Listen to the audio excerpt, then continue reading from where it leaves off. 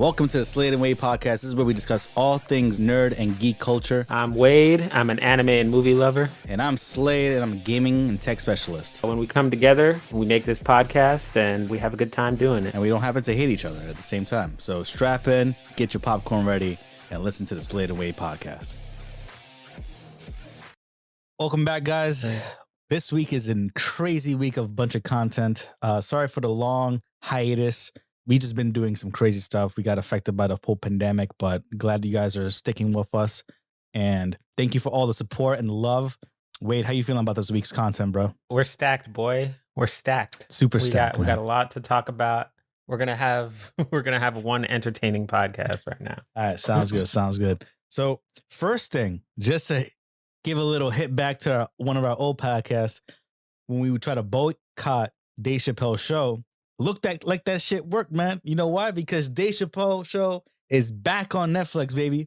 And he's finally getting paid for his shit. I will admit that I completely jumped ahead of the whole thing. And I thought, oh my God, we're getting season 4 of Dave Chappelle's show. Same, bro. Same. Like, I'm so excited. Season 4. Oh, shit. But really, all it means is that Dave Chappelle's getting paid for his show being on Netflix, which is great. Like, good for him getting paid for it.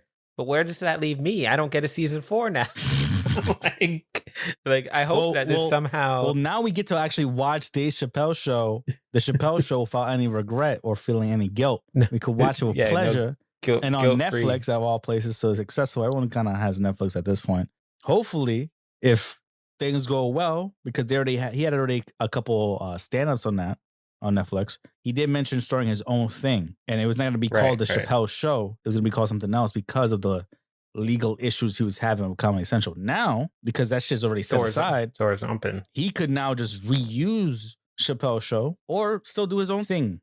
But I'm hyped either way because now, I mean, if he works with Comedy Central in any way, I'll be happy. Because like before, it's like, oh, they got beef.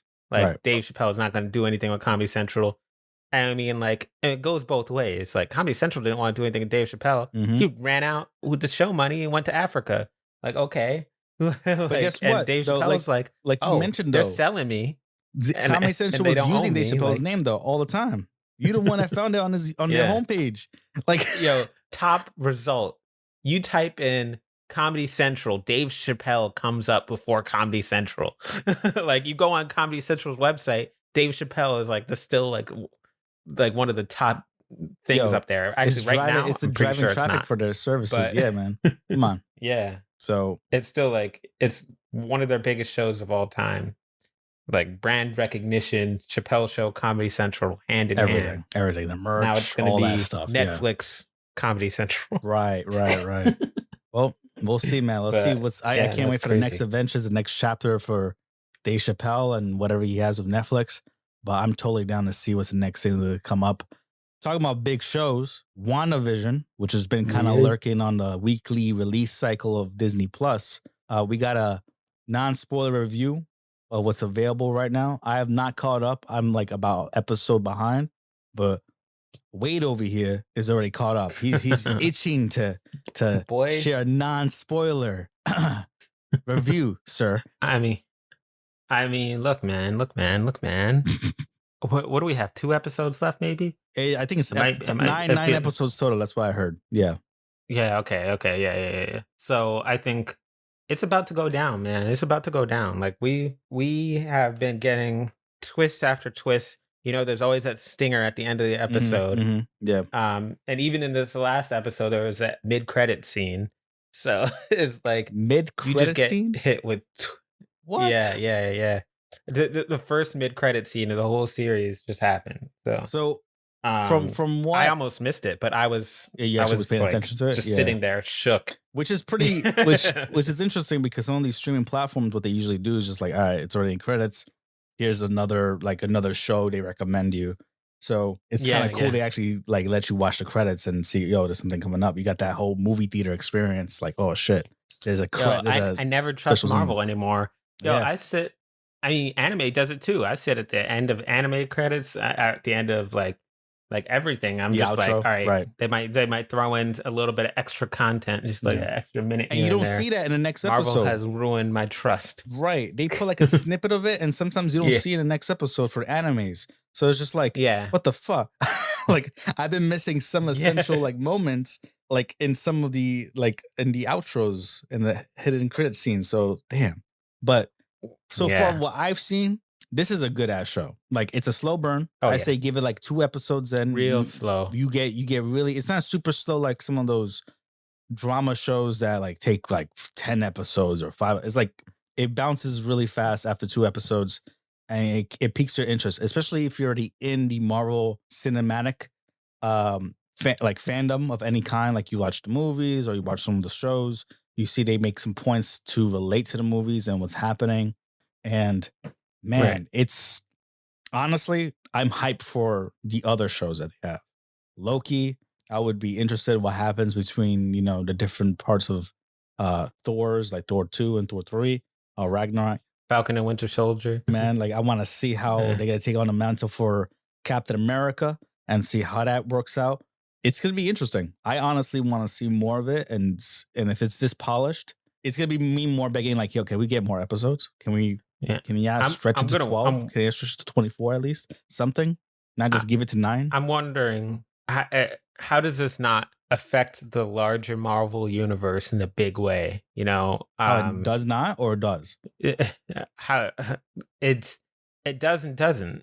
Like, it could, but supposedly this takes place before Spider-Man Far From Home. So I'm interested to see like how this is going to end and maybe have some effect on the world. Is this going to introduce mutants? Is this going to like what is this doing? Mm-hmm. I think this is the perfect opportunity where before they had other Marvel shows that did talk about this Marvel Cinematic Universe, but didn't really have a lot of, impact, like Agents of S.H.I.E.L.D., I believe. And like they mentioned stuff in the movies, but some stuff that was happening in the show really didn't really appear that much in the movies. They were either too way behind or whatever.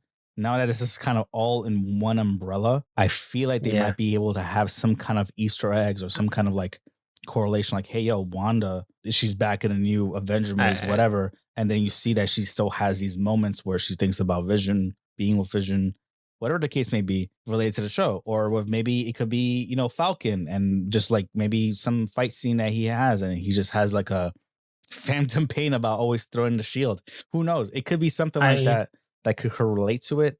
I don't know. It could be super minor or it could be super big, but I know for sure these shows are definitely going to be catered to what happens to the cinematic films. I mean, it also could be that these characters end up off the map. Right. Like you have WandaVision and we don't see Wanda Maximoff again in the movies. We don't see Falcon and Winter Soldier again in the movies. We probably won't see Loki again in the movies. It could make that sense. That much sense. That'd be kind of crazy because I would expect them to add more time for them because then they're like, yo, we of course like Winter Soldier's chilling in Wakanda right now, Yeah. Falcon is there holding on to that shield. So whatever happens in the show is that eventually going to reflect to what's going to be happening in the next movie because they have to show up at least in some kind. They're part of it. There is a plan that they will eventually phase out and move on to their next role. Newer and and this is the transition space pretty much. Yeah. So we'll see. I don't know. We'll see what happens. But they're also going back in time and doing the Black Widow thing. Yeah, I still don't know. The Black Widow thing is confusing to me. But I low key because I feel like not on the map already. She's not, but I think a lot of people are kind of like they don't really want to talk about this, but I feel like there's an opportunity that she could come back from a different dimension. And I feel like people are saying, that sucks because they don't want that and just like let her kill her off because she got killed off. But I'm like, in reality, you're going through different dimensions. DC does it. I could totally see it happening in Marvel, especially because WandaVision is a door for that kind of stuff, and I guess maybe so is Loki, right? Depending on what's going on with him. But I mean, you had a little glimpse of them going back in time. And Captain America fighting Captain America. If you didn't see the movies, I'm sorry, guys. You had more than enough time. But Captain America was literally complimenting his own ass of his past version, and then Hulk saying, "Damn, I didn't know I was that ruthless," while smashing a taxi. Like, The only thing that we've dealt with was past. We haven't dealt with different dimensions yet completely. It might just be too much for people to watch it in movies and be like, "Yo, I'm lost." Yeah. It ends up becoming like what happened with X-Men, where they did go back in time in different dimensions and all that stuff, and it was just like, well, and that's still on the table right now, right? So we'll exactly. They might want to see. I don't want to say anything particular about WandaVision, right? You know, we can't say it's the door's spoiler. Open. All right. But speaking about WandaVision, Disney Plus, they making some money because they got 94.9, just say 95, man. 95 million subscribers, beating their 4-year goal in 14 months. They probably have more by now. Yeah, they probably have more right now. Like and they probably say thank you, COVID, for that shit. But like, because they're making money. This is all before WandaVision too. Right. It's crazy. They madness. A lot of money from that. A lot of subscribers. Yeah. Props to them, man. Shit, that's a major come up for Disney Plus. I mean, we thought that because there was so many people getting involved in the streaming game. Like, what we got? Peacock. We got QB died. Like, was it QB? Yeah, QB. Quibi, whatever. Quibi. Tomato potato. Yeah, we'll follow this up later on because I'm kind of annoyed that there's so many streaming platforms in the tech area. That aside, though, did you ever want another Avatar TV show? I thought we were getting one, right? We thought so too.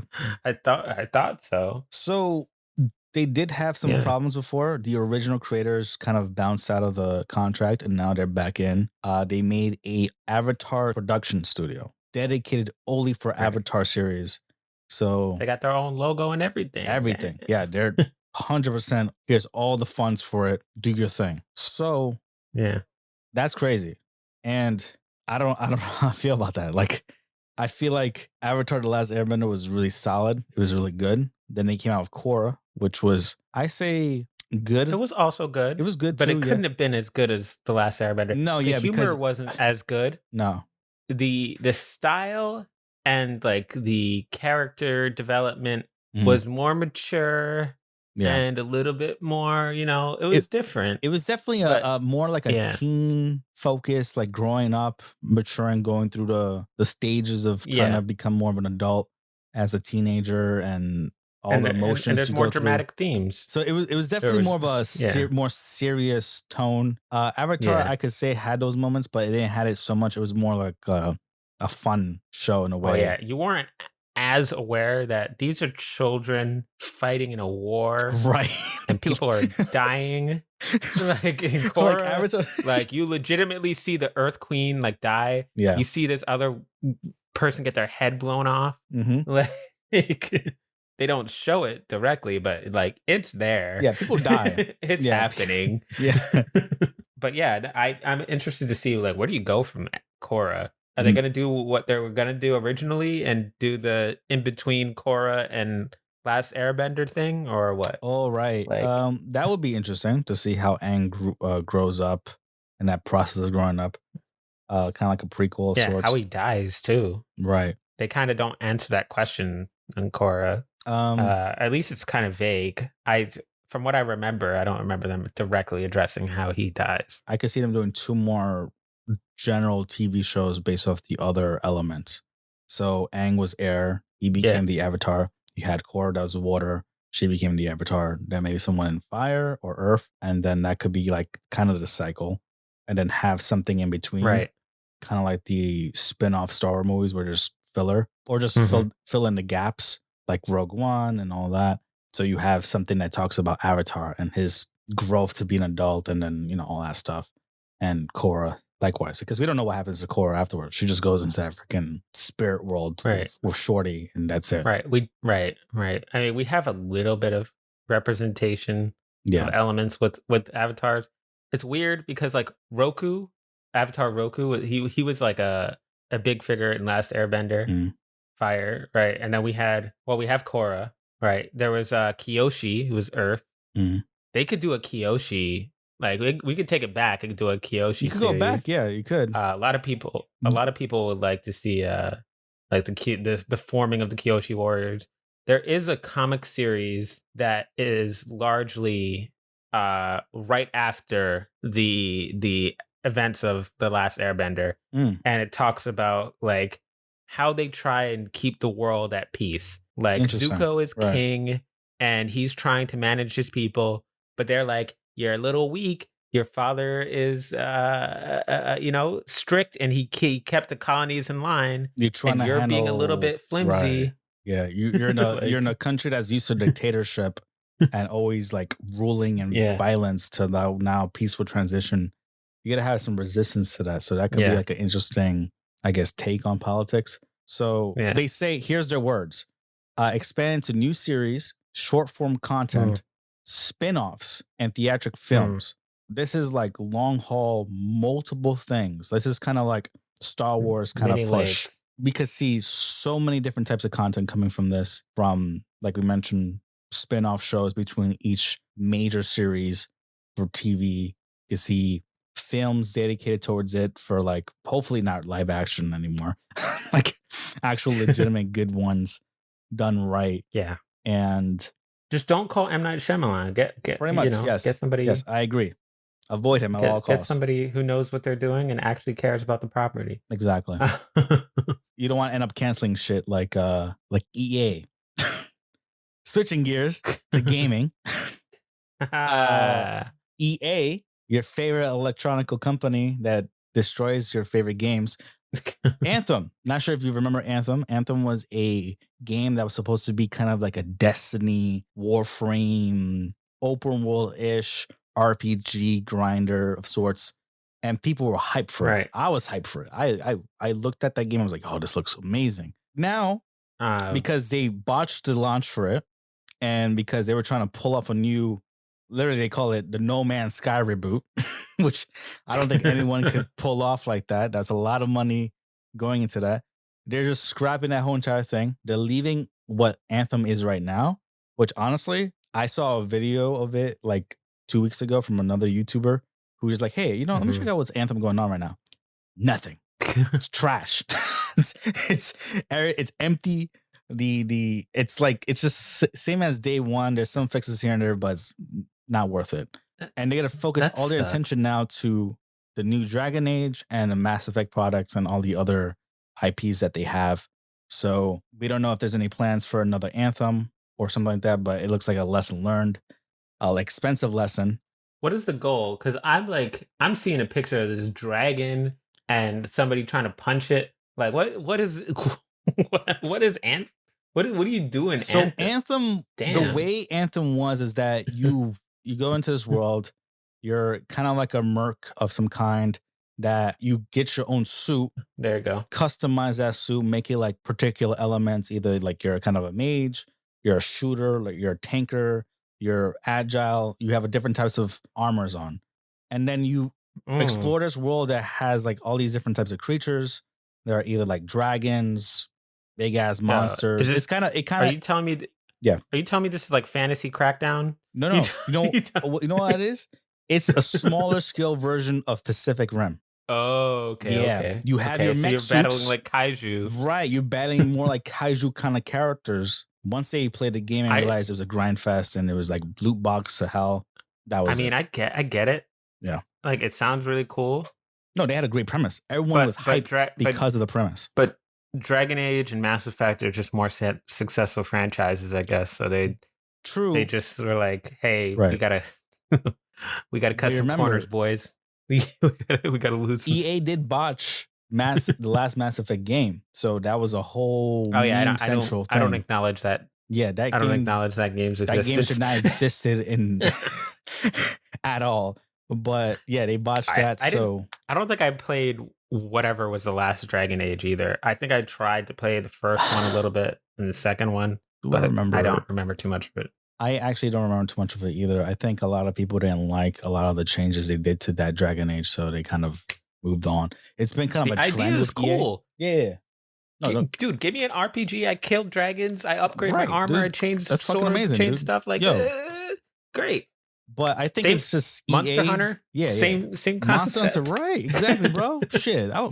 Yo, if Capcom, honestly, give me armor, swords, and let me kill stuff. Sidebar on that. And there you go. You got a franchise. If Capcom fucking treated Monster Hunter like how Call of Duty treats Warzone, it would have been one of the most successful games right now. But it's pretty much dead. Yeah. Same thing with this. EA, they just pushing this whole loot box bullshit. That's how Battlefront 2, Star Wars Battlefront 2 kind of died at launch again. And then it's now kind of revived because they chilled a little bit on the loot box. But people just, they got it for free on Epic Games and whatever. But they botched that game too. Like EA has a history right now of botching games. Both Battlefront 1 and 5, semi-botched, bro. Actually, mostly botched. So, well, because they're money hungry and they're greedy. Right. I say both of those things like they're different things, but I think it needs to be emphasized that they really just care about their microtransactions. Exactly, that's true. Remember, this is the same company. This is the same company that pushes out Madden every single year. It's the same game. Well, just saying. Look, man. Just saying. That 2010 don't hit the same as that 2008. No, you know what I mean? Right, exactly. Bro. That 2018 don't hit the same as that 2020. Right. So my brother has like 7 of them. Right, but they could have just made it to a platform, and then every single season you upgrade to get more of the updated rosters. Yo, there's a whole discussion I had this before with some friends, and we're like, yo, they could just platform this shit and make more money, but they didn't. Do they make it realistic with like the injuries and Madden and shit? I always wonder that. Nah, I don't care enough to play to find out. I actually don't recall that in any of the Madden games that I played, which was really old school ones. So I can't really tell what they do now. I'm not sure if it's like Football Simulator 5000. I don't know if it's something like that. I mean, my favorite football game was Blitz, NFL Blitz, where it's just like crazy tricks. It was like and street, you just tackle each other. Just tackle each other. That was my favorite games. That one and there was like 2K Street. Which one was it? It was like a street version of basketball. NFL Street. Yeah. That was the one where you do the tricks. Right. Blitz was just like a hardcore. It was hardcore. It was just like crazy. Brutal. Right. Yeah. Man. See, they gotta make some fun games like that, man. Did EA make those? Because if they did, then they need to do more stuff like that. I don't know what happened. Take it back to the NBA Street and NFL Street. EA, remember, EA used to make the best Battlefield games, man. Now it's just like, So we'll see what happens. I'm hoping, fingers crossed, in the future. There's supposedly a new Battlefield game coming out later this year. I'm hoping that's good, but we'll see. Right. Speaking of another company that we all kind of not hate as much, but we don't really appreciate as much, Ubisoft is now taking on the helms from EA on making a Star Wars open world game. Now, I don't know about you, but I don't want to see Star Wars Assassin's Creed. I like Assassin's Creed stories, but I don't like the games. I just don't. I don't see it. I don't see it. I don't see myself. This is supposed to be like The Division?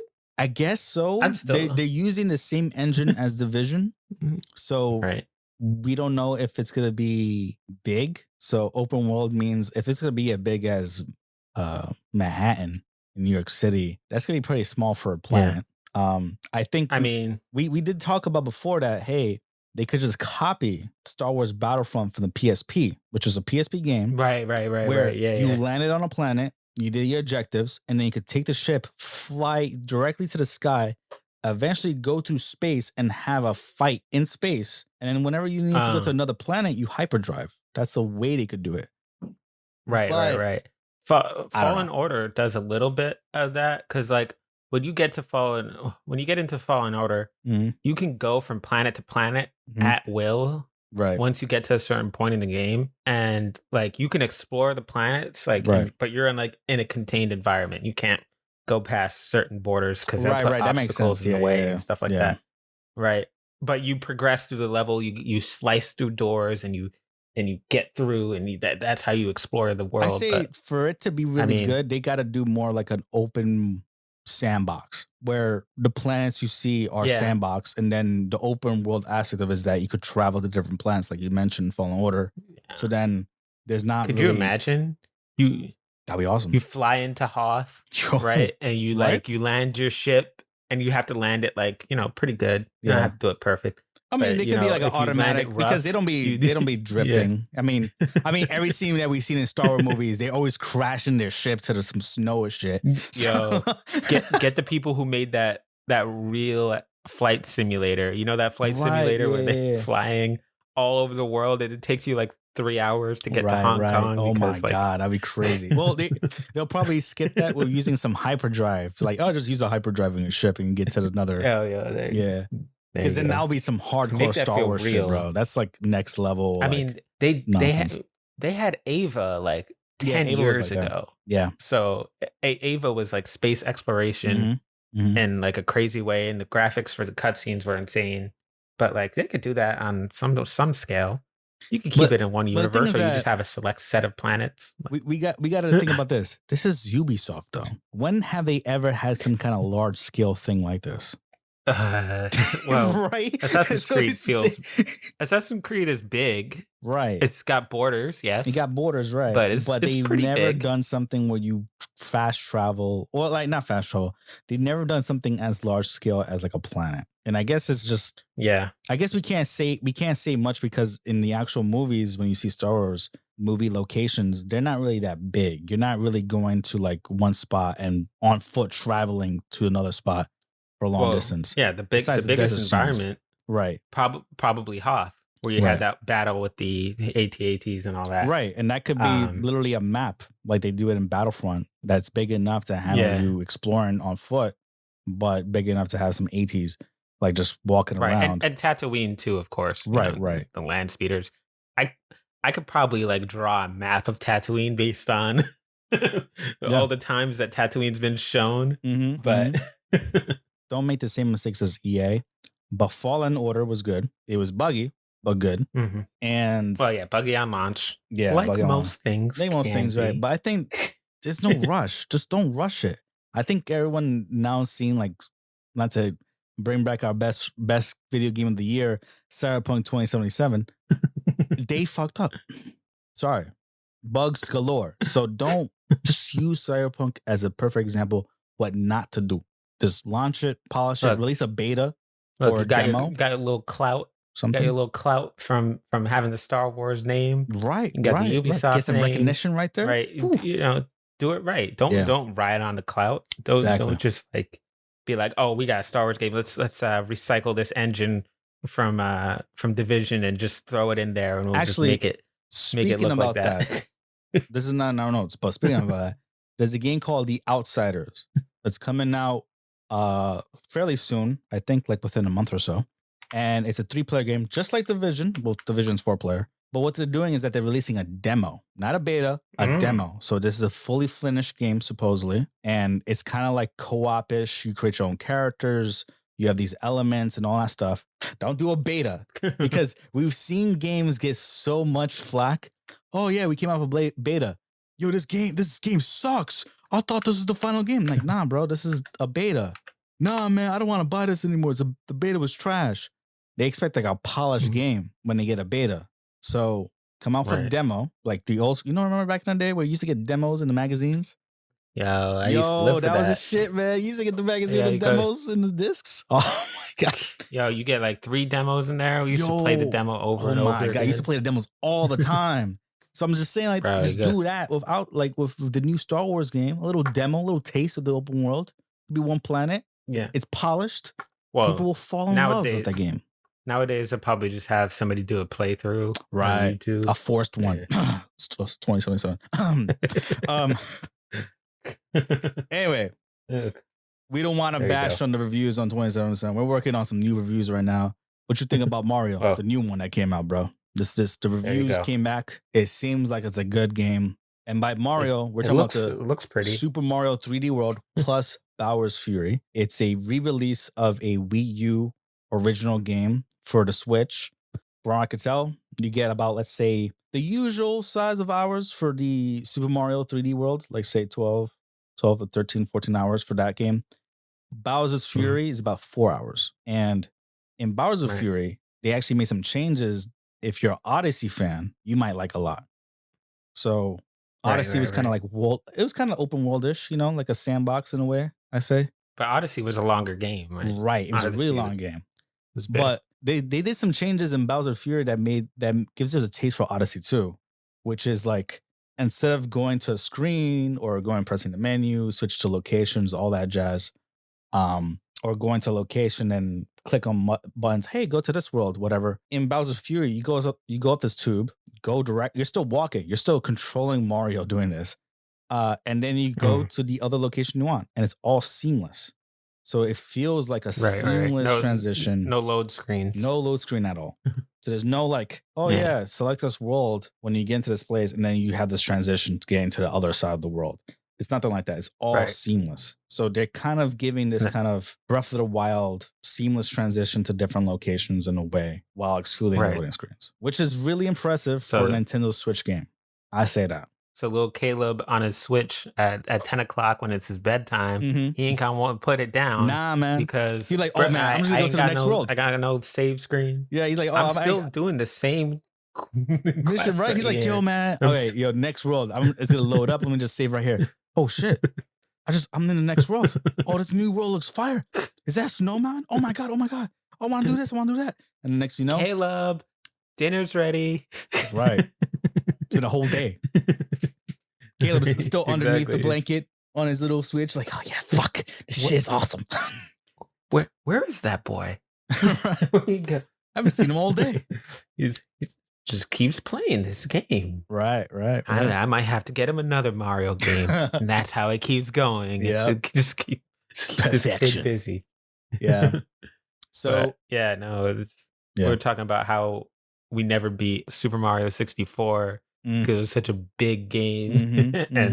And you had to go find all the stars, all the secret rooms, everything. Right. And that the only setback of these two games is just the length, right? Yeah. It's cool, it's detailed, it's beautiful looking. It's just you're not gonna get that forever hunting down stars thing that we had Odyssey in Mario 64. Like pretty lengthy, yeah. So I feel like this is like scratching our itch for Odyssey 2. And then hopefully next year, or hopefully we get actually a Nintendo Direct that shows content because they don't be showing shit in Nintendo Directs. Oh, here we go. Yo, I'm just saying we're gonna transition to that. You wait for next year for Odyssey 2. But this year, this bundle is $60. So yeah. I mean, one full price game is $30 a piece. 4 hours each. Okay, all right. So that's all right. Not the best Mario games. They just don't go down in price. They just Mario games are like fucking stocks, man. I mean, they just like they keep their value sometimes. Well, sometimes that's they go up chip stock. As no pink sheet. No pink. Maybe Ubisoft and EA is pink sheets now. Stock price is going down. Oh man, this trashy launch. Oh, the stocks went down again, bro. We'll get back into stocks. We'll get back to the stocks eventually. Yeah. We'll talk about that soon. Speaking of Nintendo Direct, though, they had a Nintendo Direct launch video stream, whatever you want to call it, last week, give or take, and they had some announcements, and they were it was not what people wanted. They were lacking. People expected some kind of teaser, some kind of reveal for some fire games that they wanted, like Metroid, Breath of the Wild, Odyssey 2, Mario Kart 9, something fresh that people wanted sequels for. Nothing really came out of it. They did do what every person really wanted for a long time. This is since like the beginning of time. People really wanted this game, and it's called Fall Guys Ultimate Knockout. Yes, you heard that right. They came out title last year's. Waited. I thought we were going to talk about Mario Golf Super Rush. No.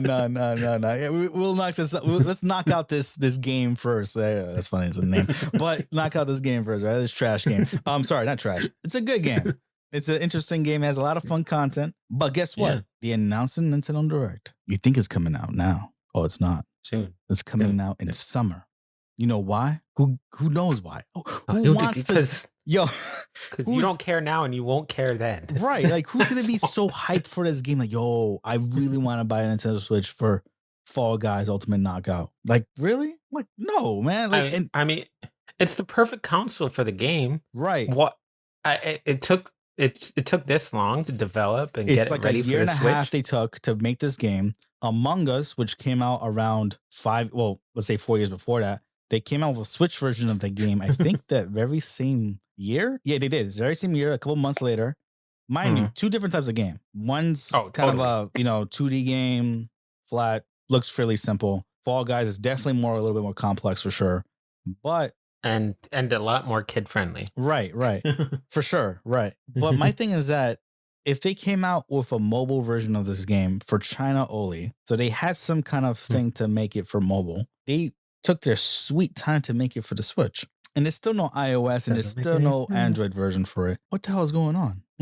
Like, I think they're having a rough time over there. I was hoping that they were still doing strong, but I think let me double check here. The numbers are pretty trash. They're right now only 9,000 players of this past month playing Fall Guys compared to last August.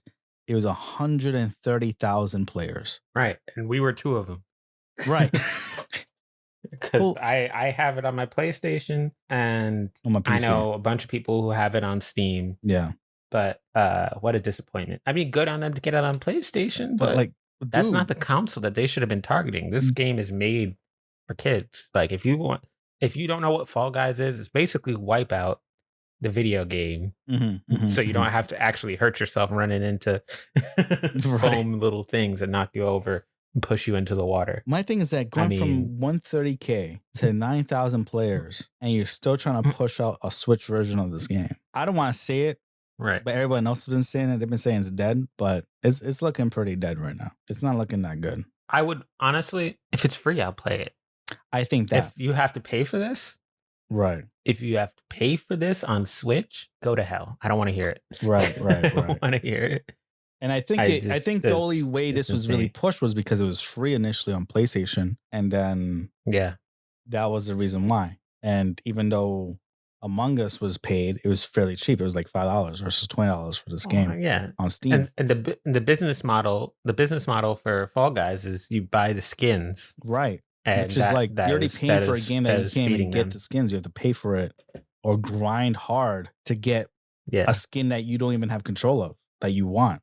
You have to wait weekly or daily, whatever the case may be, for a certain skin to rotate in. Like, oh, I want the banana. Oh, you didn't get it for the first week? Good luck. What? You got to wait again. So it's kind of like, they should have copied Fortnite or Call of Duty's Warzone's kind of mentality of like, hey, make it free and then do season passes, which what they're doing. But it's just too much. They're not doing well. They're not a Rocket League game. They're nowhere near that level of Rocket League where they could charge but also have season pass. Because they actually have dedicated, esports for that. Fall Guys, they could have had the opportunity, man. They could have had an esports opportunity with Fall Guys. That could have been the shit. But a little too late, honestly. They waited too long. They got overtaken by Among Us. Sad note. We got a bunch of other games to talk about. We got Monster Hunter Rise. Shit, that game looks good, man.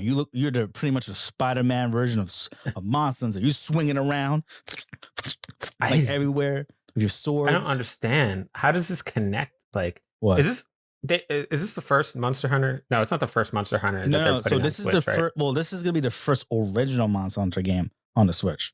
They had a remake on before, which was like but this one's gonna introduce some of the features from Monster Hunter World to the Switch.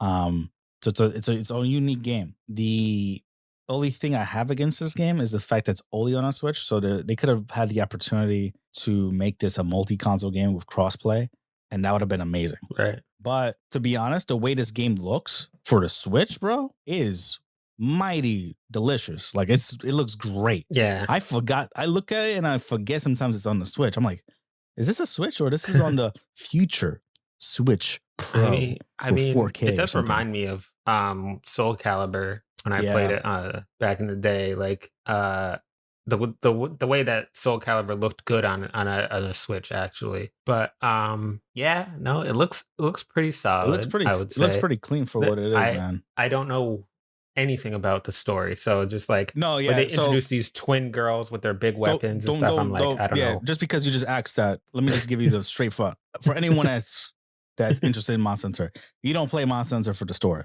ever. Never. You don't play it for the story. You play it for the action. You play it for the grind. You play it for getting the new the armor that you want, all that stuff. Should they focus on story? They should, but they should get a professional team that has success in doing it. Because some of the lines that they pulling off with especially the English dubs, be sounding the most cringiest shit in the world, bro. It's bad. It's like, yo, this is not even worth my time. But what I could say is that they do have some new action in this. So in Monster Hunter, let me give you a little glimpse of it. You go in the world, you explore, you fight big monsters. That's usually the target or the quest boss.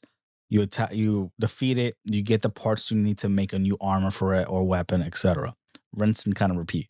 But the people love it is because it's such a good game with the monsters, the skill of it, and all that stuff. Now on the Switch version, they're doing that with some story, but they have it looks like a raid mode. So it looks like the monsters are actually coming in and attacking your town that you really didn't even give a shit about before. But they're coming in and attacking your town. So now you're fighting multiple monsters at the same time. So this is pretty much specific Rim in Monster Hunter combined in a way.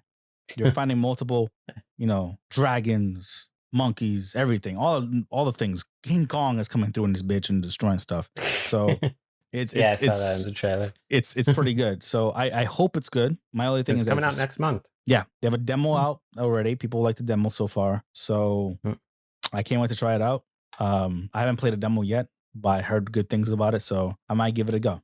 So that's one of the good games that actually was released. Well, this has already been talked about. It's already been talked about for some time now. So it's just one of like the 5 that is not either an expansion or trash. Right. Exactly.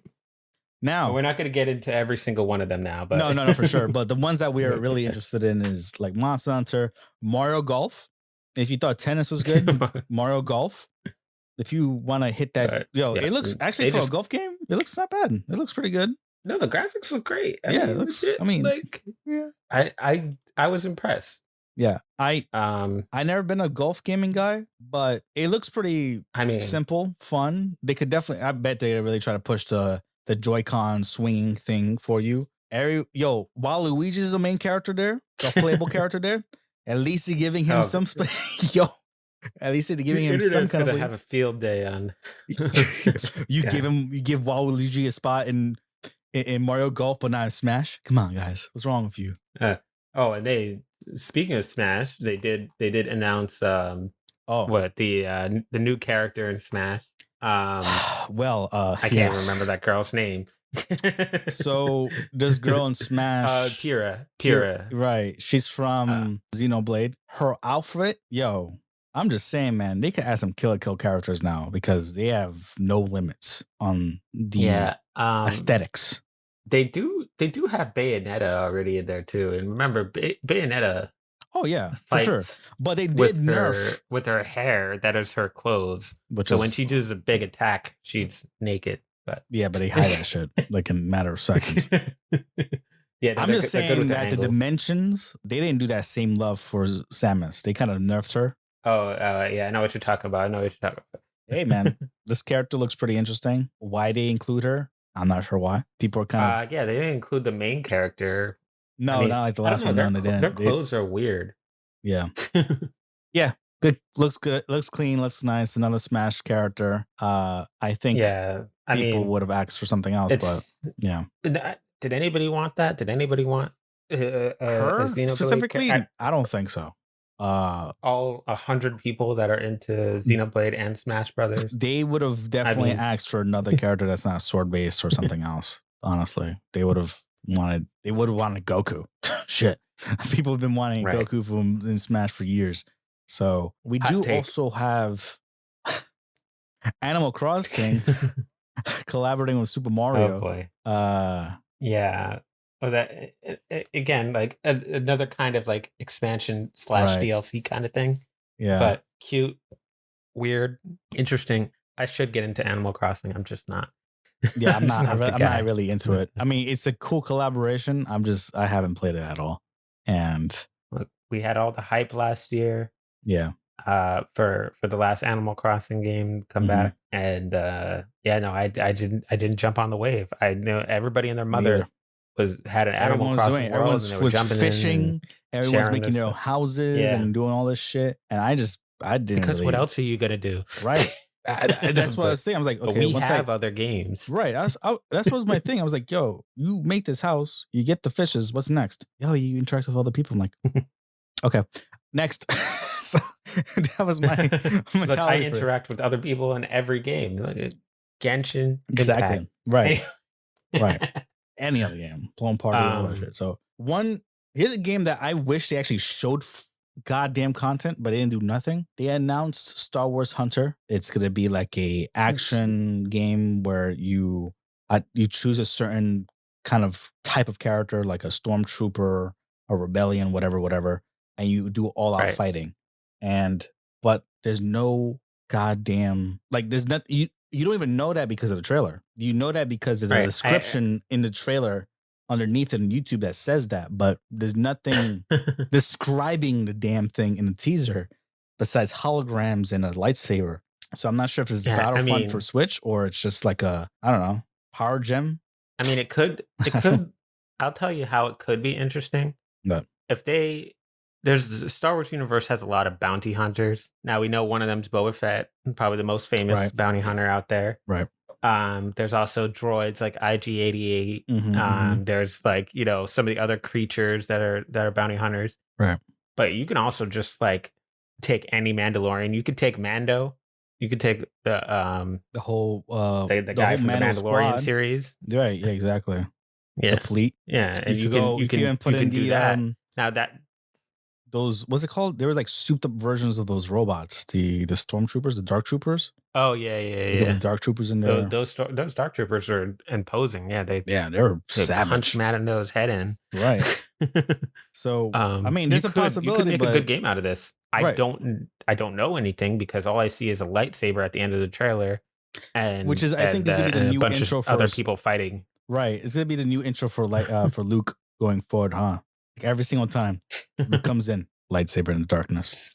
Like, Luke or somebody different, or Darth Vader. Remember Darth Vader in Rogue One, and then I see the lightsaber comes out. Oh shit! Oh my goodness! I still get goosebumps when thinking about that. Yo, that was a good ass scene.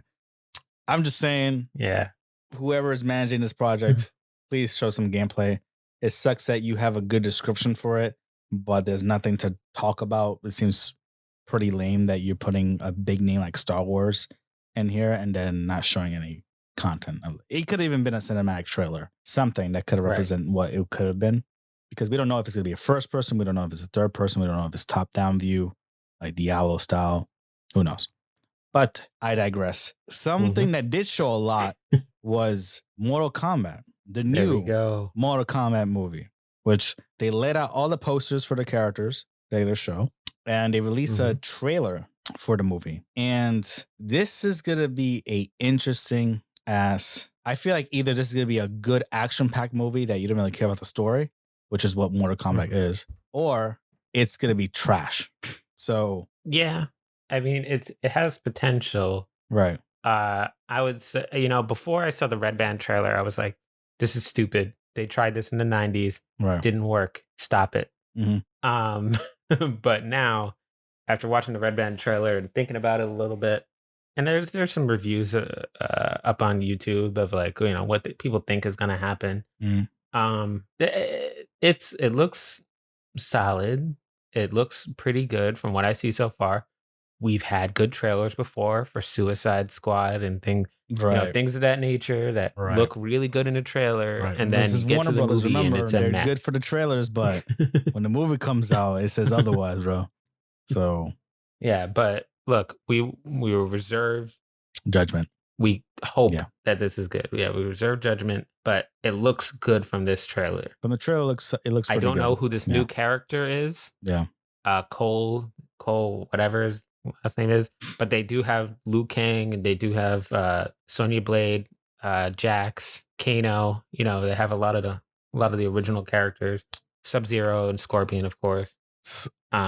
Speaking of, so outfits wise, everyone looks kind of good.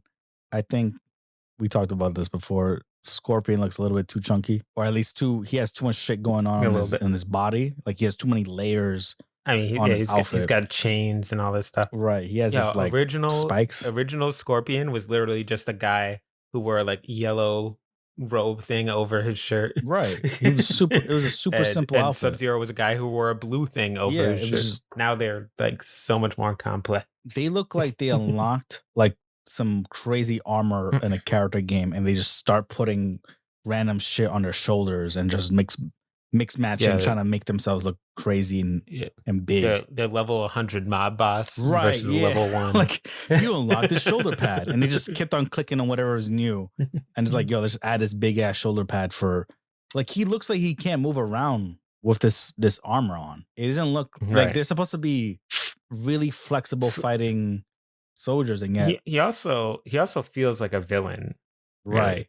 Like Sub-Zero feels a little bit more like somebody you're supposed to empathize with, as kind of like on the side of the protagonist. Yeah. Lately, in every game, in every movie, and every Mortal Kombat property, Sub-Zero is like, Scorpion is like this guy who just comes from the underworld and like is there to just make Sub-Zero's life miserable. So, I think that's what his purpose in life is, actually. So I think that's valid. We'll see how this plays out. They could take a different route with the story, but I don't know.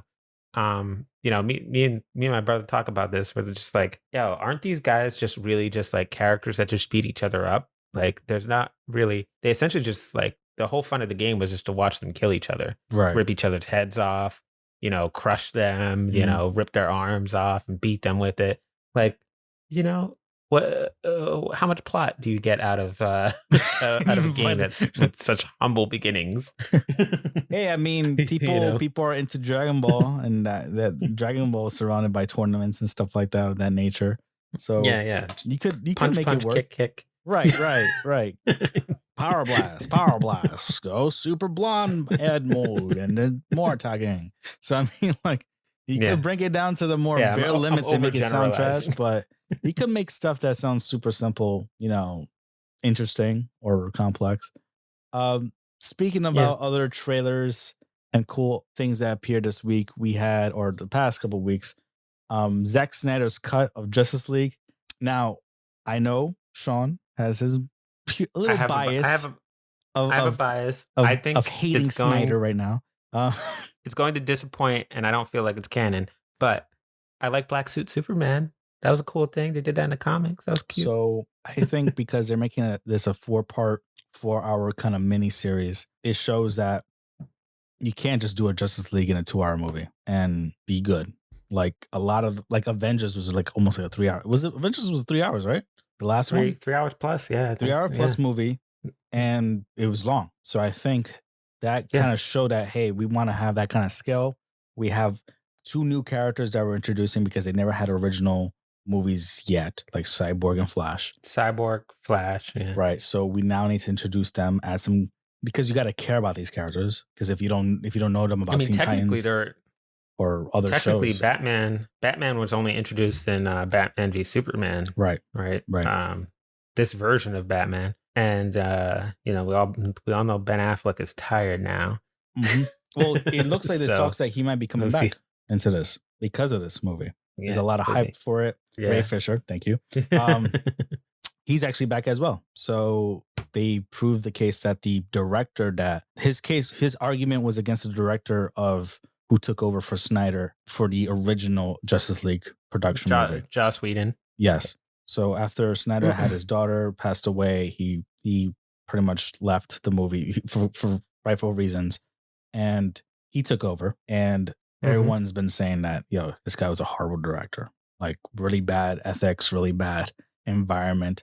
So it kind of could relate to the way how the movie was launched and released, and they probably made that. They probably just released it because they had to please the investors or whatever the case may be.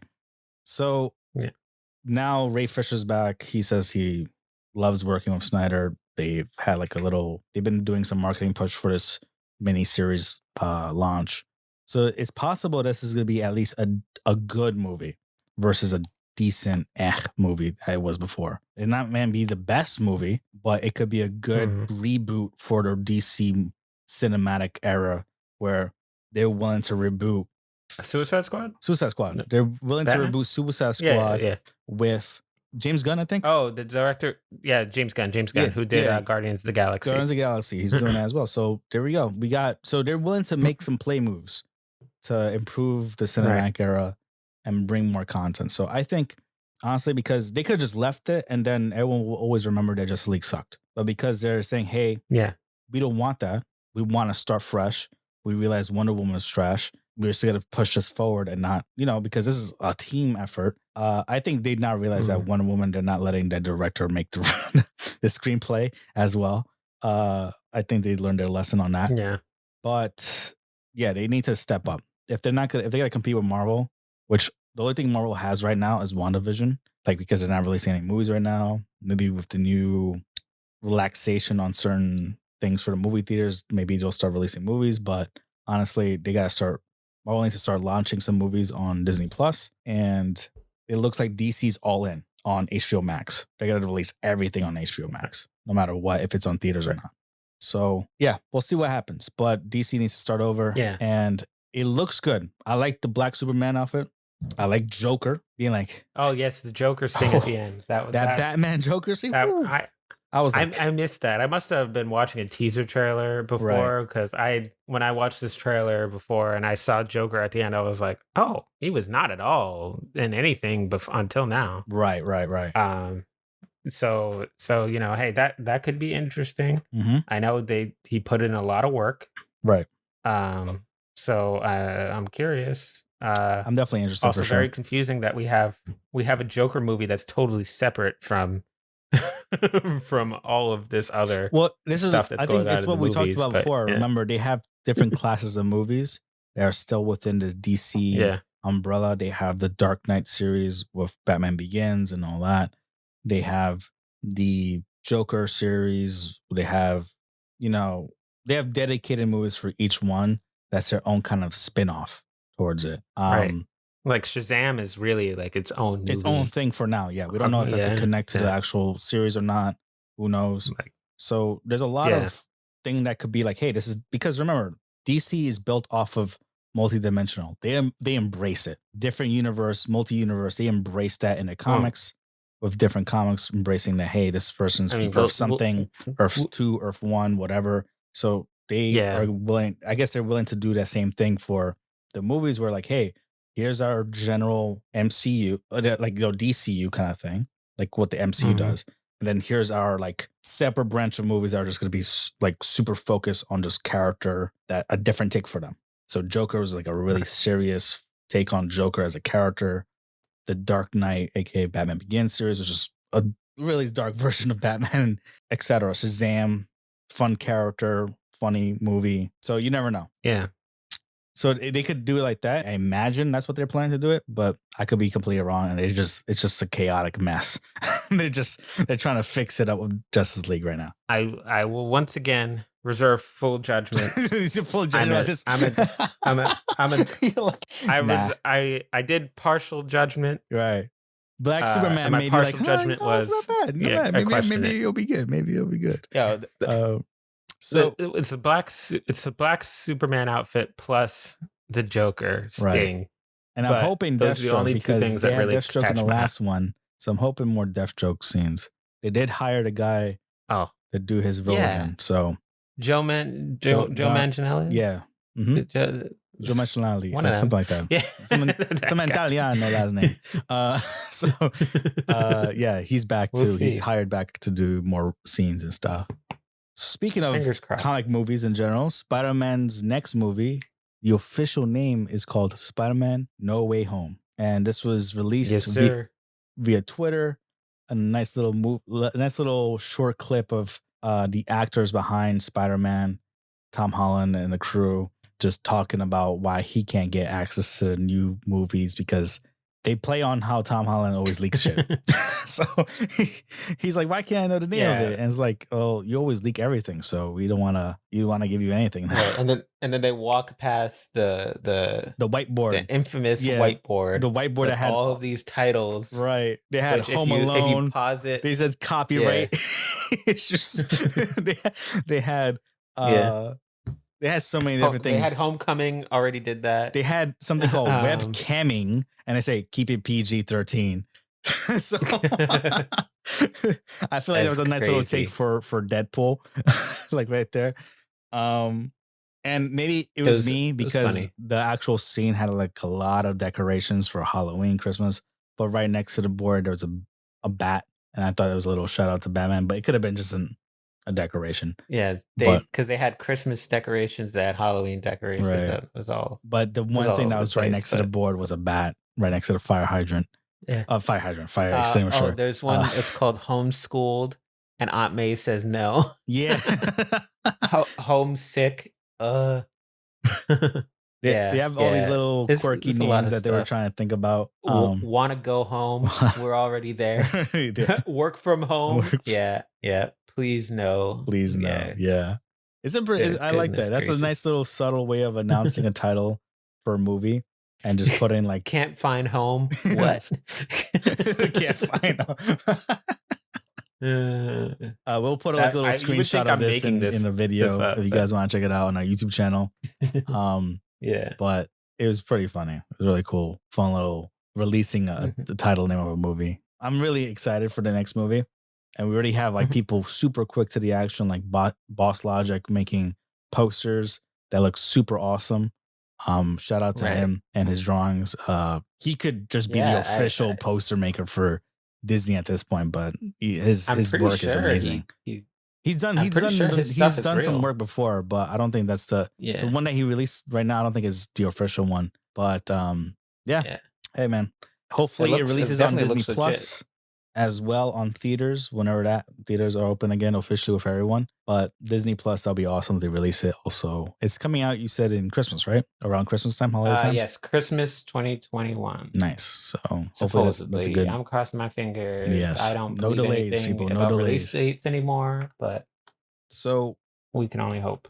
Another thing, speaking of streaming services, we have Mission Impossible 7, Quiet Place Part 2, and Paw Patrol, the movie. Paw Patrol? Yeah. Oh gosh, that's a big kids show. Okay. That's a huge kids show. So you have 3 big movies coming out on Paramount Plus, the streaming service. And if you don't know what Paramount Plus is, it's one of those distributors. It's Disney Plus with Paramount. Yeah. So if you didn't need another streaming service, which at this point is like cable from back in the day. Hard pass. I'd rather wait for them to license this movie to other platforms. Honestly, this is getting out of hand.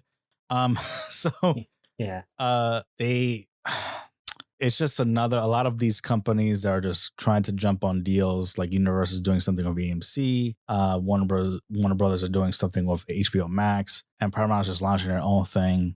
And they also license films from the upcoming James Bond movie, No Time to Die, and Creed 3 is also going to be streaming only on Paramount Plus in the future. Which, damn man, this is like at this point, just give us a bundle plan. Like just give us an option to pay a flat rate and get all these. I don't understand why they can't just push this to HBO Max. Like at least like something, because right now I think it's like so that I only need Netflix, HBO Max, and Disney Plus. Right. If I only need those 3 things, I'll figure it out. Maybe Hulu, whatever. Too. Yeah, you forgot Hulu, and then you got but I don't want to pay other for companies all 4 doing their own shit. You got Apple Plus making their own shit. You got.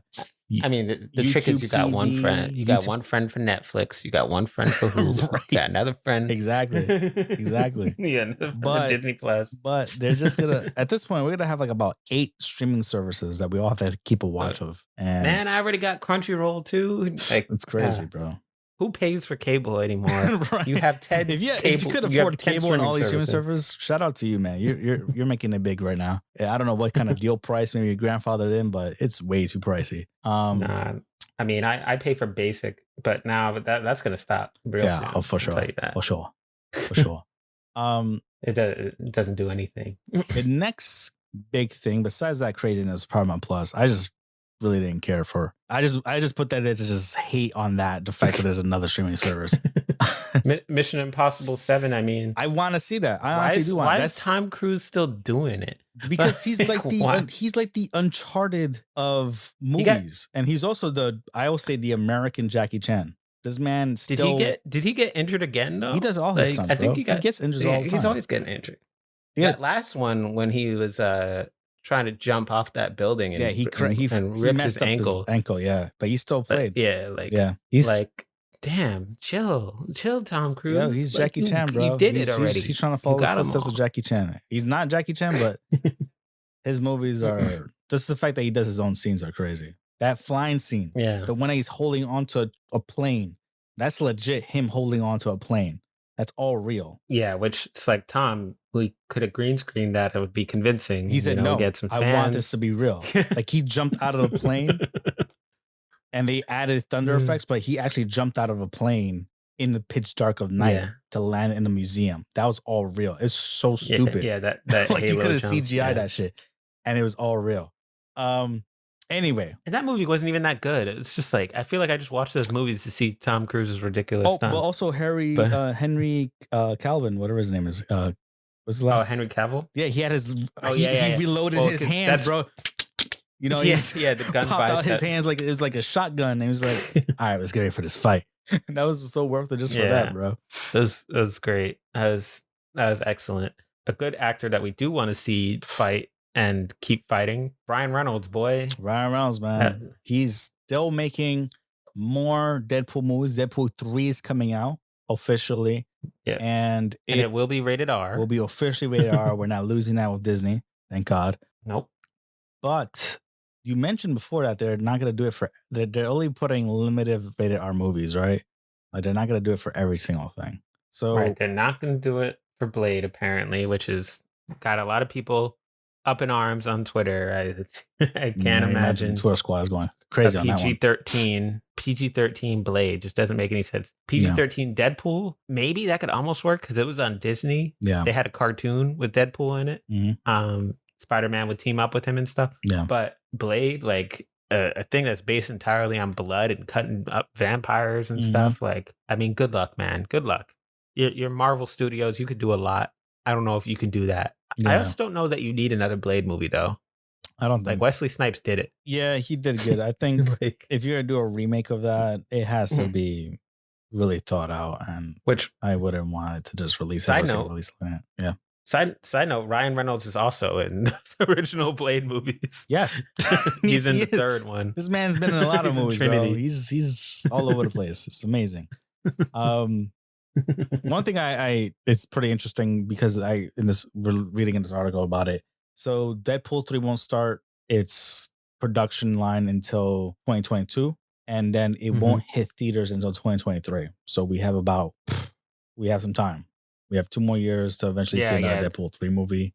Actually, in this same article, they're talking about filming all of these movies this year. They're talking about filming Thor 4, Spider-Man 3, Doctor Strange 2, Black Panther 2, Captain Marvel 2. So I didn't even know they were going to do a Captain Marvel 2, honestly. So Thor 4 and Spider-Man 3, obviously Spider-Man. No Way Home is coming out this year. Thor 4, I think, is coming out this year. I'm not sure. We haven't had... Well, I bet they said yes, but we don't have an official name for it yet. So Spider-Man 3, No Way Home now. Yeah. But they're still filming. I guess those are reshoots, right? So because they should be most of the way done at this point, and then they're gonna start doing Doctor Strange 2, Black Panther 2, which Black Panther 2 obviously has delayed because of shout out to Chadwick, rest in peace. And Captain Marvel 2 is just I don't know. like, dude, is there an appetite for Captain Marvel 2? I think the first one got so much flack, which is rare for a origins movie for Marvel, but I think it's just the fact that if you make it about Photon now, which I'm not gonna go too deep. I'm not gonna say too much here. Yeah, don't too much. So yeah. Because I just said a character's name. You don't know who it is. You don't know what I'm talking about. Right. But all I'm saying is that as long as they put a good person for Captain Marvel to go against. That's all I'm saying. Just don't make it who is a good person. At least her powers are like, I can do shit with my hands and I can fly, dude. I can do. They have to do something because right now it looked like the thing is that they introduced, and obviously that's her story, but she pretty much was fighting with humans, and it was just weaklings. Yeah. It was nothing near her level, like not even close. Not even a Thor level person. Not even a Captain America level person. It was trash level people fighting her, and that's why people were like, "Why you Ronan the Accuser was a pretty big threat, but she literally just flew into the air and was like, done. I broke all your ships, done. Dude. Yeah, exactly. You better run because she's pretty much on cap. They capture her abilities. They like, hey, we can't do much. And next thing you know, people are confused because they're like, oh wait, we watch Avengers. Now she's freaking going 1-on-1 with Thanos, but then she was having a struggling time with some petty ass humans. Yeah. What? Right. So now they touch on her not working with Earth so much. She didn't spend too much time on Earth. There's a lot of time that she spent away. Now that's an opportunity to fill some gaps. Where did she go? She left Fury and the rest of the planet Earth in the lurch as multiple huge threats came. Right. And, we had Thanos come and practically, destroy half the universe. I don't know why I feel like a lot of these movies are going to be Captain Marvel wasn't there.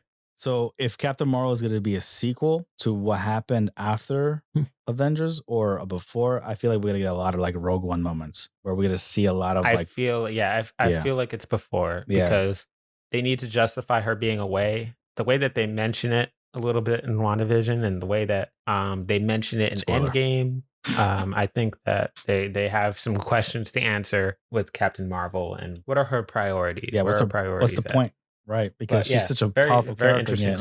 But man, Marvel is so all-encompassing. We talked about them 3 separate times. Yo, exactly. Same podcast. Speaking of over-encompassing kind of things going on, you thought GameStop was dead. They were done. They had their moment of rise and it's over, but they're back at it again. Their stocks went back up this week for another push. It looks like a lot of the controversialness of that they were going through the whole hearing process of what happened, the SEC, and now GameStop is back up. They were at $40 something, and now they're back all the way up to $100 something, 134, 140.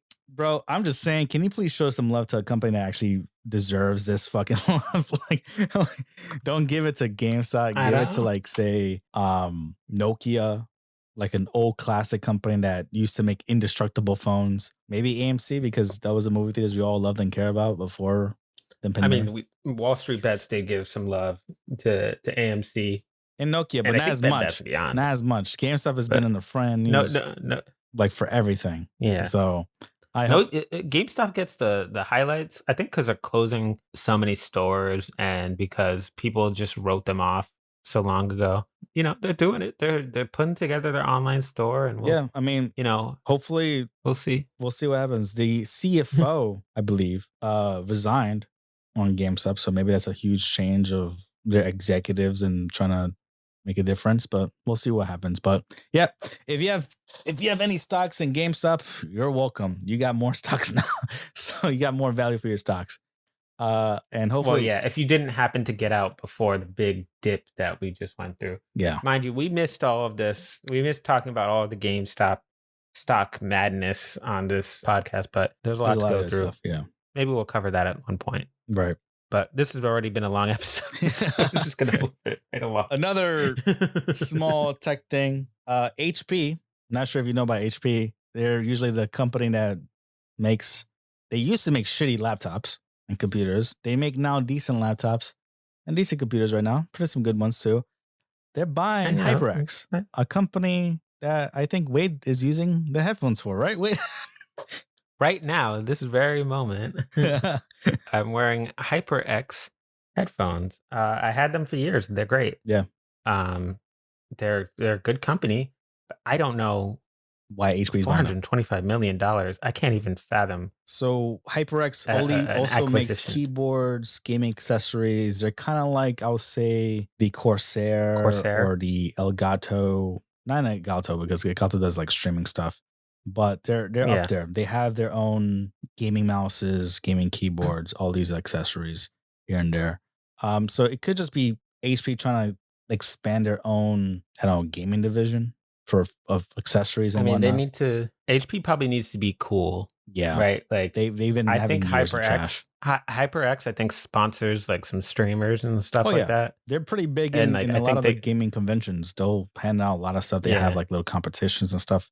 That's what I remember in PAX. So HP needs that, like, that recognition. Like, yo, we're cool, man. Like, we supply the gamers, man. Like, as long as they don't botch the company. Got you with the tech. Yeah, as long as they buy it and then just leave it as is, and maybe just give it more funding for whatever, maybe marketing or just maybe more accessories that they could build or improving on. They have a winner. They just bought a winner. But if they start touching it and messing with it in a bad way, HyperX, I once loved you. But HP, I think HP is doing well right now. Their laptops, even their like general consumer laptops, the high end ones at least, if you're spending at least like MacBook level money, like $1,800 here and there, they're good quality, all aluminum, good build, beautiful displays. They're a solid company now. But if it was HP from back in the day, where shit was breaking left and right, and you were having blue screens of death all the time, I'd like run away.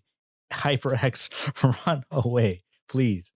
But they're good now. So yeah, their stock price has been going up. So, but my God, their HP is probably undervalued right now. Oh, you're saying the stock price is like $27, $28. Sure, should we? The GameStop is worth much more. Yeah, they're a smaller company. It's crazy. That doesn't make any sense. It makes no sense at all. HP is a very big company in enterprise too, so it's pretty crazy. Maybe some hidden stocks tips right there. Maybe another potential stock to buy. Who knows?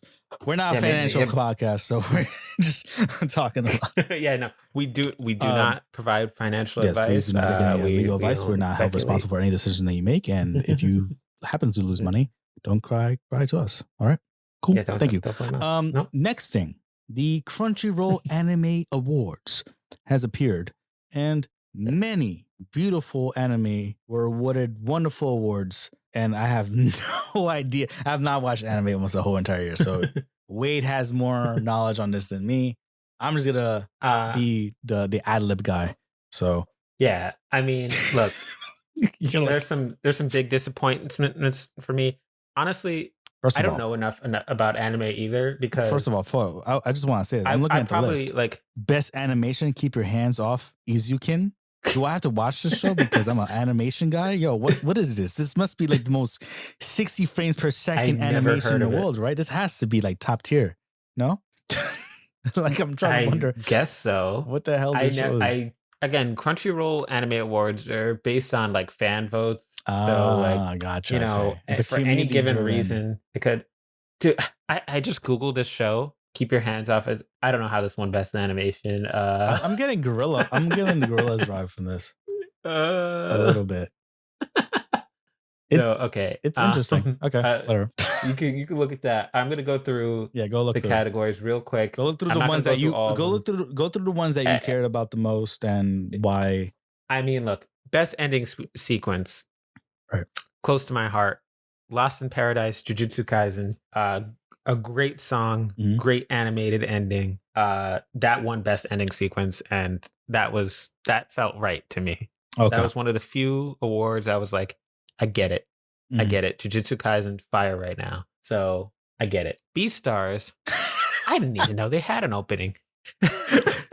I think honestly, Beastars, because it's on Netflix and you have the option to skip the intro, I forgot about how the intro looked like. I'll be completely honest. I didn't know that. I don't remember the song. I don't remember the intro. I mean, I just went and listened to the song, and it sounded like Tank from Cowboy Bebop to me. So I didn't even like. It really didn't stick in my brain at all. Right. So that's weird to me. But I also marathon Beastars in one night. So That's true. You're probably in the whole like click, skip intro phase right there, trying to just watch the show.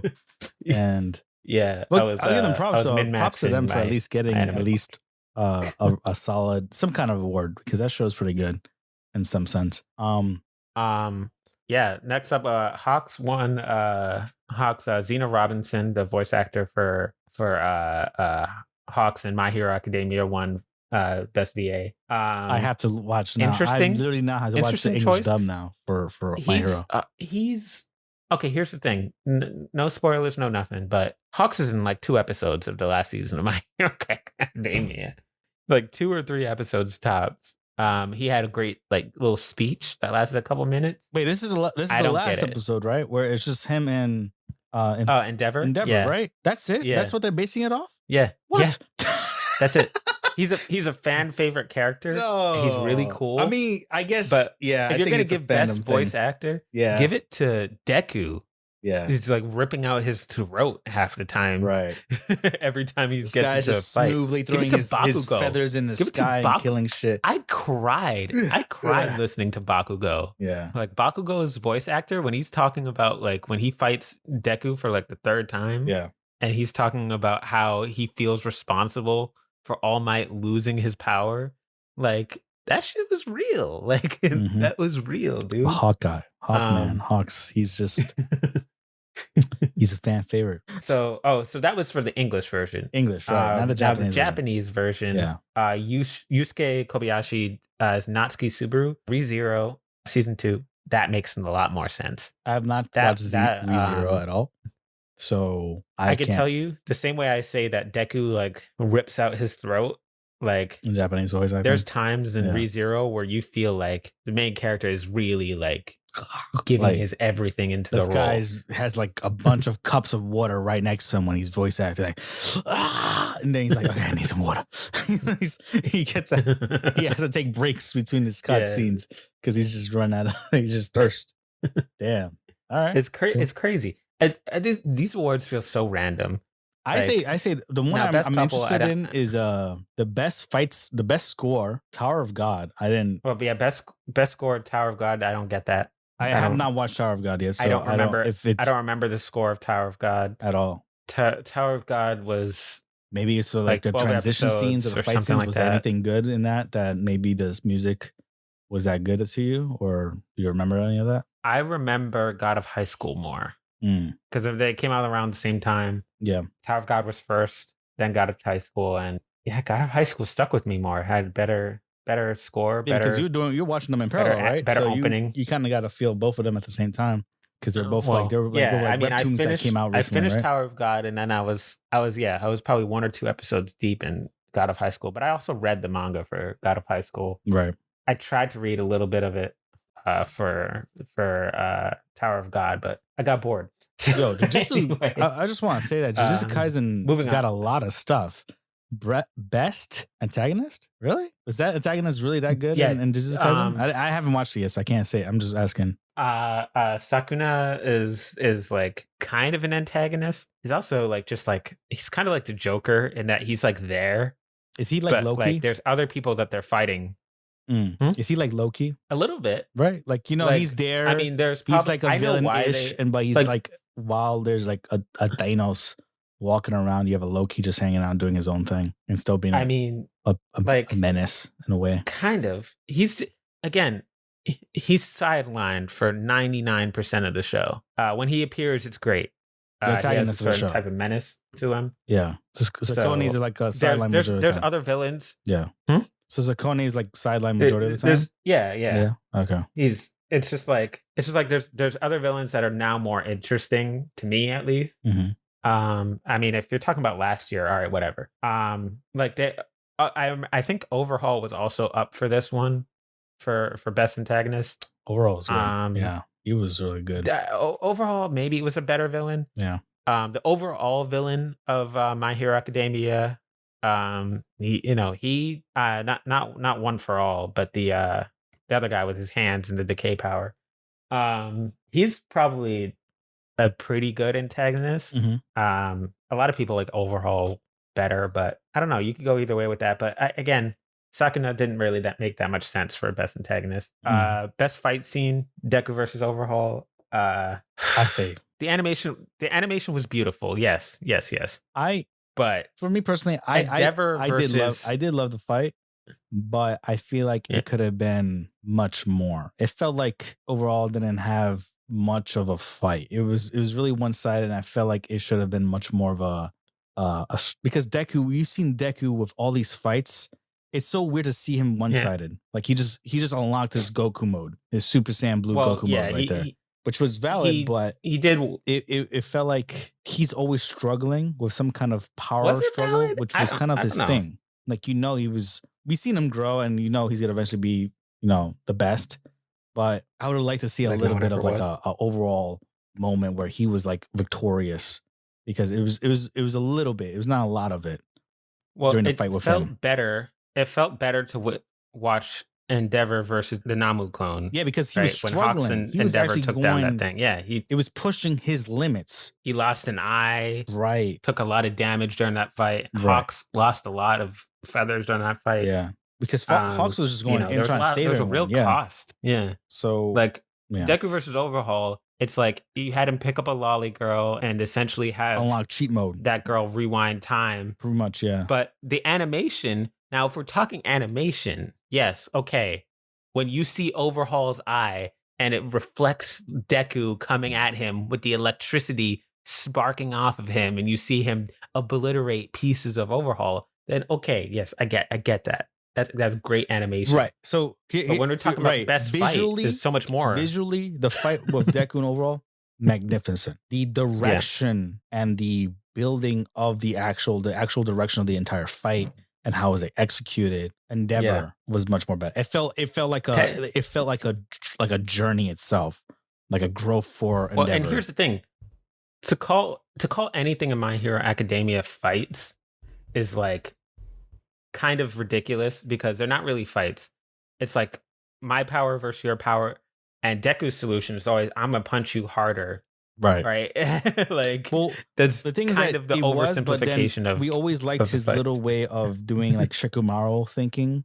I'm gonna name Shikamaru his thing, where he plans out like, hey, I only have these limited options that I'm gonna break my fingers or break a leg or whatever, and I have to use all my strength on this to get away from this attack, or to at least distract my enemy, whatever. It was interesting that he used his surroundings to defeat the enemy and outsmart the enemy. Right. In this one, it was just like, let me put this lolly on my back, go full on Super Saiyan mode, and she will reduce all my repercussions of anything that's going to happen to me.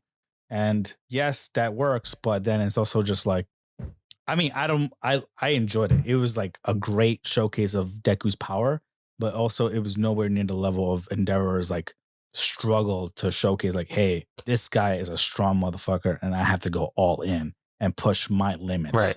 Like that was more like, I felt that more than Deku in Overall's fight. Like it was like, it was all my fighting all for one. And like that whole, like I have to use all my strength for everyone and I'm abusing my power to do this one last punch. That was like shit. Like, so I would argue that even the guy with the muscle quirk, that was more intense. Yeah, that was more intense. Just because I teared up on that shit. I'm gonna be honest. There. I was like, shit. Okay. Deku. Come on, and man. Deku versus Bakugo again. That was really that 1-to-1 fight was beautiful, even though it was just small scale. And technically, it was. I mean, I think that might have won 2019, honestly. Yeah, but I don't remember. 2019 was so long ago. Right. So. But to wrap it up though, the best anime of the year though was Jujutsu Kaisen, which also I think had better fight scenes. But yeah, overall, Jujutsu Kaisen is the Demon Slayer of 2020, basically. It's just that hot shit right now. Right. You know, it's that crack. Right now, story, like they had their episode 19. Remember? Episode 19 of Demon Slayer was the episode where Tanjiro unlocks the fire blade thing. Mm-hmm. A very similar thing happens in Jujutsu Kaisen episode 19. So it was trending on Twitter the other day. Oh, so and they say that episode 20 is even better. Oh, that's cool. That's funny that they lined it up to 19. They're doing stuff. They're doing stuff, but it's also very funny and wacky and still different. It's very much its own show. It's not just ripping off other shows. It does a little bit of everything. It subverts your expectations and also gives you all the things that you want out of anime at the same time. So I understand why it won. It deserves it for sure. Naturally. Yeah. So I would give it that. So that's pretty much the anime awards in a nutshell. There's other awards: best boy, best girl. I don't care about them. Yeah, we don't really. No, we're not talking about that shit, but whatever. I don't watch Haikyuu, so I can't feel. Yeah, spinning people. I can't feel that great. Yeah, we're talking about someone that's winning a lot of stuff though, for sure. And this is gonna be our last story. Pokemon cards are selling out like crazy, and Pokemon Company is making so much money and being so successful that they have to print more because they can't handle the demand for it. You know how serious it is? I went up and drive through to McDonald's, which I really do because I was desperate. I needed breakfast, right? And there was food when you got it had a promotion for Pokemon, right? And then right next to it, it had a piece of paper saying, "Do not ask for Pokemon cards. You need to buy with Happy Meals, and we're limited." And I was just like, no. Yeah, because everybody is thinking like, yo, I'm going to buy a Pokemon card today. Yo, maybe it'll be worth $400,000. People were just buying a bunch of Happy Meals, like a bulk order of Happy Meals to get all these Pokemon cards. Shout out to Matty Stoney. He has a YouTube channel where he does a lot of competitions of just eating a lot of foods all at once. And one of the most recent videos that he did was that he bought 25 Happy Meals and ate all of them to the point of 24. I think 24. No, he did up to 22 because it was just too much. So this man there's give or take 400 calories each Happy Meal. That's insane. And just to cut the booster pack, and even with all those booster packs, so he had 25 booster packs, he could not get a holographic Pikachu. He got a holographic Charmander and almost every other Pokemon, but not Pikachu. So that shows you how hard the RNG is for a holographic Pikachu. It's crazy. 25 packs, bro. 25 Happy Meals. That's insane. Man. They have a video that they link to, that Unlisted Leaf. I watched this guy's channel before. Yeah. He's just unboxing Pokemon card pack after Pokemon card pack. It's like, it's crazy, dude. My God. It's insane. There's so many. This is a genre of YouTube video. Yeah. Where it's just card break after 250 packs. You know how much 250 packs cost? Give or take, the rate for a pack is like $5, give or take. You know, let's be generous or whatever. Let's say it's a minimum of $4, right? That's $1,000 right there down the drain for I mean, basically. Oh yeah, no, it could be more. It's good because there's a possibility. It's probably more because these packs are from different, series and different tints and boxes, etc. And also they could be from super different expansions. So the risk and reward is actually a good thing because you probably might get a card that just pays the whole value of you buying all these cards in the first place. But damn, that's a lot of packs, bro. The fact that he's just stacking them like it's like gold. Like, it's crazy. Basically. Yeah. I mean, and then now you have Logan Paul with his box break where he's doing another box opening, and he charged people paid $38,000 for one pack of Pokemon cards from a first edition booster box that he got. $38,000. Now it's a little bit more complex than people just buying the cards, because yes, packs of those cards can go for like, I don't know, $5,000 to $10,000 or whatever, somewhere in that range. But now, before they weren't. Before you could get a pack for much less than that, I'm sure. But now, in this current market, that's kind of what they're worth. But he's selling them for that much because they come bundled with an NFT, a non-fungible token that is supposed to supposedly go up in value like Bitcoin and stuff like that. And also, you get clout. you get clout when he mentions your name. Yeah. And you buy a pack. So, and then also you could pull the Charizard, where you're going to get a $400,000 car off of a $400,000 card off of a $40,000 investment. Pretty much priceless. It's crazy. It's gambling, dude. It's straight up gambling, but it's also very cool and interesting that Pokemon has become this popular again. Like it's good to see. I appreciate it. And you don't have to appreciate Logan Paul, but I mean, he's him and also Logic and a lot of these different celebrities and YouTubers been blowing up recently. It's crazy, bro. They directly influence the market the same way. The same way Wall Street bets. Yeah.